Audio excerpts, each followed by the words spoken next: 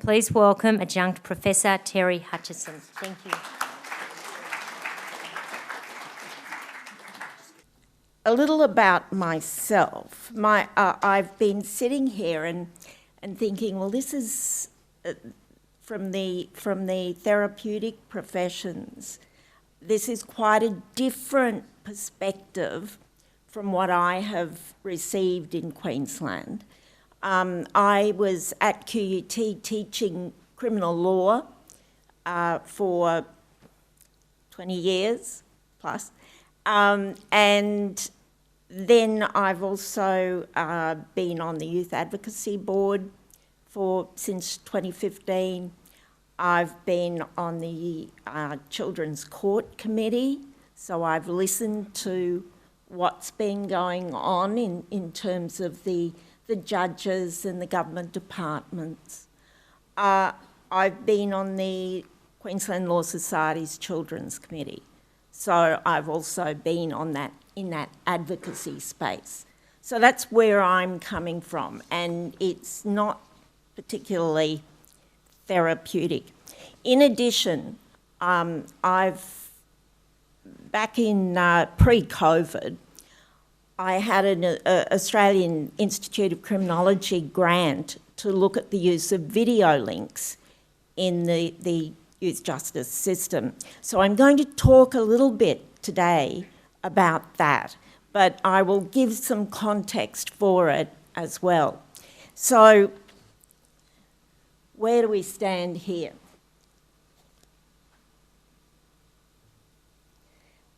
This is what David was speaking about, and this is what I don't pay for the Courier Mail, I'll have you know, but it is something to read over my pot of tea in the morning. You have to know what the other side is saying. You have to be up on the news, and this is what it is. It's very depressing, but the number, I live in Graceville, which is up in Indooroopilly in Queensland, in Brisbane, and the dogs. Every house has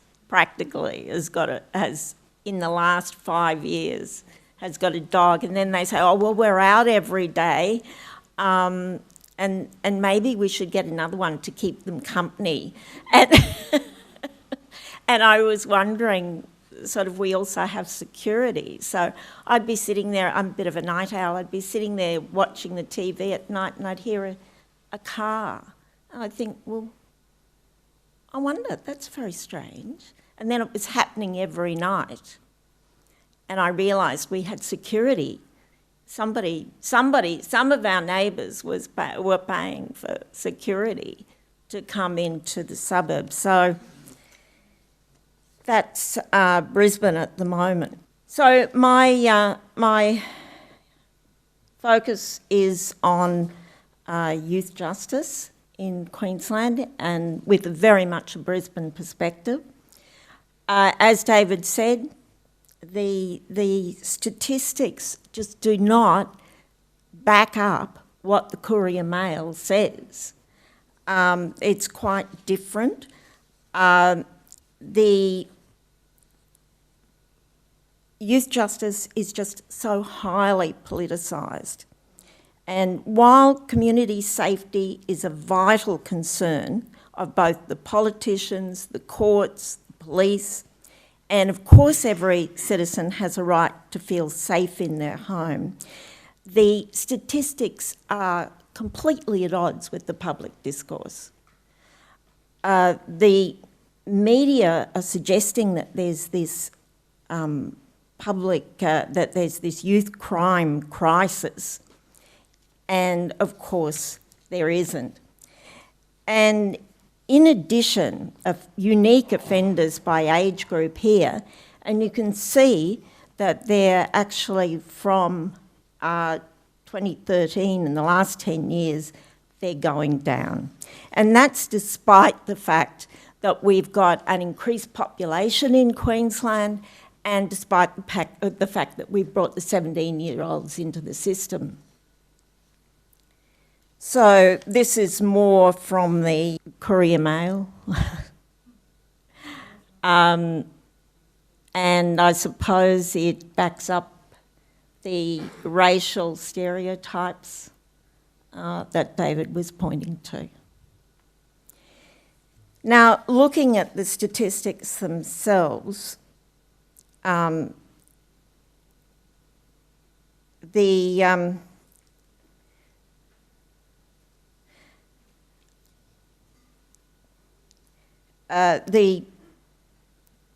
graph that I showed was that the numbers have been coming down.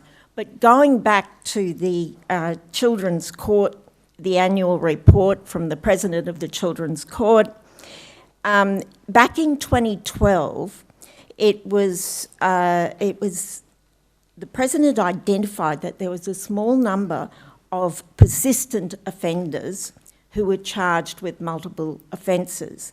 This was in 2020, it was again highlighted, and it said, look, the judge said, look, there are 10% of all young offenders responsible for 48% of all proven offences. In 2023, it was again identified, and here it had risen to 20% who were responsible for over 50% of all offences. So there was that, they had identified that small number, and as you know, most young people move out of the justice system. So 42% would never return to the system after a finalised court appearance. So you've got most of the children moving out, but they've had a very bad experience. They've been criminalised to some respect. So from the stats here, we also know that the children in detention are the most disadvantaged in Queensland. And these are well known, we heard them yesterday. They're mainly young boys. There's a large Indigenous representation. There's domestic violence in their background. There's mental health. There's disability. They're disengaged from school, and so on. They're well known. Many of the children are crossover kids. So they've had an experience of the child protection services in their life. And most disturbingly, there are a number of these children who are actually in the care of the state. So they come into the system as they're taken from their parents, they're taken from their communities, they're in the care of the state, they end up in resi care, and they come into the youth justice system. Now, within the justice system itself, what I've seen is that there are many committed people who are working really hard, and there are some very good, within the courts, within the education department, within legal aid.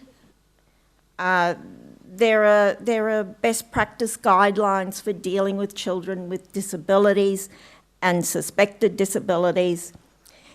Within the system, there are youth co-responder teams, there's fast-track sentencing projects, and so on. So there's a lot of good work happening within the system. In addition, there are multiple reports. So in particular, the productivity commissions have been busy, the audits, they're looking at the economics of the situation. Interestingly enough, though, any of these reports, when they're doing evaluations of what's going on, they'll say, what'll they use as their evaluation factor? Recidivism. And any good program will often have lots of outcomes, but it can't just get down to whether children offend again. It's much more complex than that. And a child is much, as we've seen in the last 2 days, children are much more complex than that. In addition, we've got a number in Queensland, there's just been a number of legislative amendments that have gone through, and it's sort of reform and you think, oh, we're getting somewhere. And then in 2011 we had the Newman government and we went down and there was a lot of rollback of any of the reforms. And then we had another Labor government in, and we got the 17-year-olds into the youth justice system, which was a fight because it was originally mooted in 1992 and it only came to fruition in 2018. So it was a long battle for that to happen. But then with the sort of law and order rhetoric, and you have to realise in Queensland we've got an election coming up in October. So, and the government is not, the Labor government is looking as though it may very well lose this election. And so, and then we could very well look at another Newman type drop and much more draconian outcomes when that happens. It's not a good look. And so what is happening, you can just laugh, yes, hysteria. What is happening is that the Labor government wants to keep in power. And so they've got the Courier Mail and the Townsville Bulletin on their backs.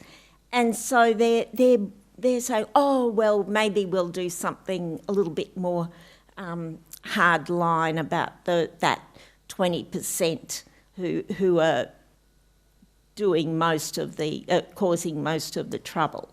You know, so they're bringing in these issues or these amendments that David was referring to that affect the Charter of Rights in the Act. And so it's not looking. So what's happening? Particularly with the youth bail laws, we're getting more kids in the prisons. The prisons can't deal with the detention centres, sorry. We're getting more kids in the detention centres, but we're also getting more kids in watch houses.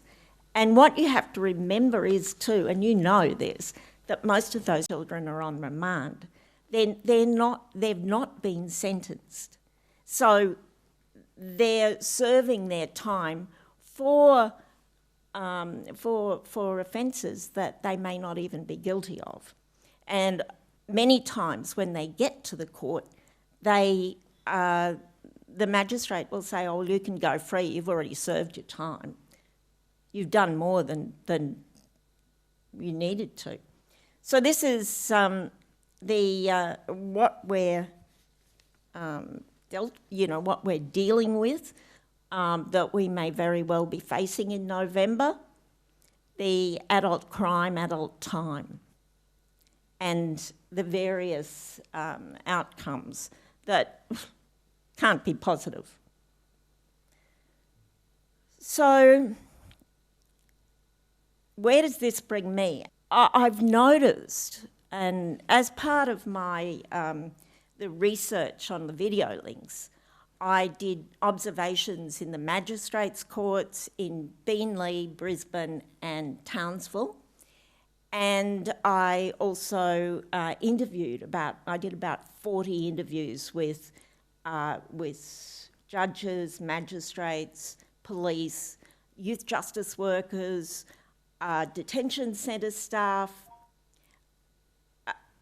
basically with everybody apart from the children. And I didn't, of course, interview the children because the ethics the ethics that committees that I would need to go through to have access to those children within the university were very time consuming, and I thought I'm not going to get any research money if I try and push that.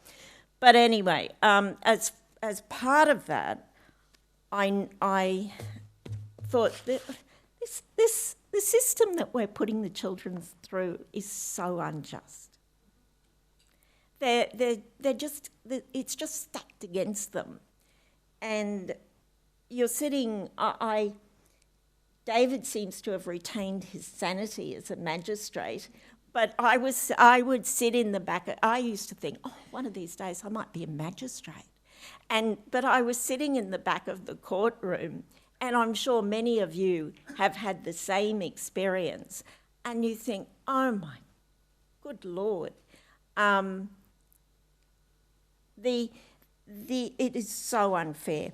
The Dolly Incapax that is available in the criminal code, which basically says that, it's a presumption that children aged at or above the minimum age of criminal responsibility, but below 14 years, can't be held criminally responsible for an offence unless it's proven that they knew or had the capacity to know that what they were doing was seriously wrong, right? In Queensland and in the code states, that basically all the police have to say or prove is that the child, 11-year-old, knew that what they were doing was wrong. So it isn't something that is argued, pretty much. It's in the common law states, it can be argued more frequently. David, have you ever come across anyone using it? Hundreds of times, and Benny will talk to them. Right, but not in Queensland. So that is the Dolly test in Queensland is very unfair. There are time lags with unfitness, and more particularly with pre-sentence reports. My understanding is that we've only got two psychologists who are doing pre-sentence reports in Queensland at the moment. There's another one somewhere in Australia who's helping out. That means that there are large delays in the system, so that children are sitting in remand waiting for a pre-sentence report that will identify their disabilities and so on. Another issue that I've found is that the bail documents are signed by the children themselves. Now, to my mind, an 11-year-old child signing that they understand that they have to go to the police station or to the youth justice station every week on Tuesday at 10 a.m. and they're signing, and if they, the law is that if they don't attend and don't fulfil their bail conditions, then they can be charged with a breach of another offence there, something else on the record. I just think, well, a child of 11 lacks agency. When else would you have put that sort of an onus on a child of 11 who probably hasn't been attending school, and you wonder whether they can actually sign their name? The parties offences, and I'm sure, are you aware of the parties offences? So that if there are a group of people who are robbing a bank, or I haven't even got onto the video links. Yes, that they can be. They're all charged. They're all guilty of the same offence. even though one of them might be the 11-year-old whose elder brother has said, look, just stand outside the door and let me know, stand out there in the street and just give us a hoy if you see anybody coming. But they're guilty too of the same offence. So I just want to do the case study. And I think a lot of these issues can be solved or can be changed if we pull up that minimum age. It will solve a lot of problems, I would think. Okay, this is the study that I did on the use of video links. It was another area that was identified as a situation where children were being put at a disadvantage in the system. These are some of the 40 interviews I did. These are some of the comments that came through. And I think they'll resonate very much with those of you who have worked with children with disabilities, that what's happening is that prior to COVID, the rates of children appearing by video link from the detention centre were about 50%. During COVID, they probably went to 90%. And I would think, I haven't had a look at the rates in the last couple of years, but I would think that they're still pretty high because people get used to doing it. It's much easier.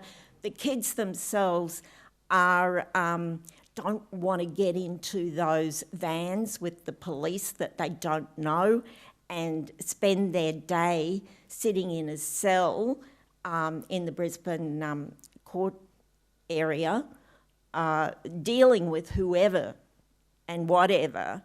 And as one policeman said, nothing good comes from when those children leave the detention centre.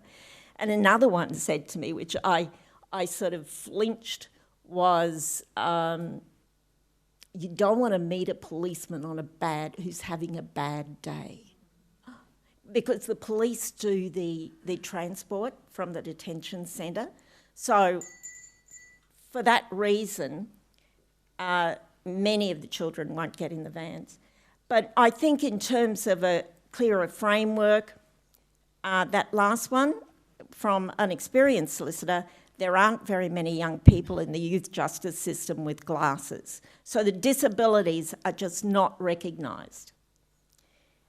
There's also the fact that the use of video technology is dealing with two different spaces. So you've got children in this little cubicle in the detention centre with a correction staff next to them. And then all they can see is the judge's face or the magistrate's face. And I have here, I really think that we're dealing with an analogue court situation where really what we need is a digital courtroom. So we really need to rethink what we're doing. And this is for adults as well as. So these are the recommendations I came from, that I brought forward from my report. But I'm also thinking that from these 2 days, and they've been great, Meg has suggested we put our recommendations for action in that box, and we all need to do that. And these are the ones that I would be putting forward. And particular, that funding for training and adequate compensation so that there are more practitioners who are available to do those pre-sentence reports that you've been talking about in terms of your qualifications. Thank you.